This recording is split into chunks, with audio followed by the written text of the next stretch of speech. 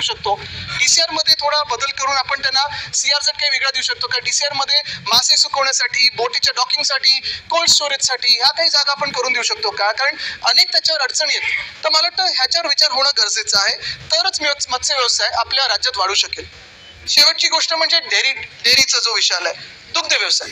अध्यक्ष महोदय, माझ्याकडे वरळी डेअरी आहे आणि समोर डेअरी टेनमेंट आहेत. माझी विनंती ही राहील शासनाकडे की वरळीची जी डेअरी आहे तिथे इमारत न बांधता ओपन स्पेस, चांगलं वरळीकरांसाठी, मुंबईकरांसाठी मोकळं मैदान असू शकतं, तिथे पर्यटनासाठी काहीतरी चांगलं येऊ शकतं.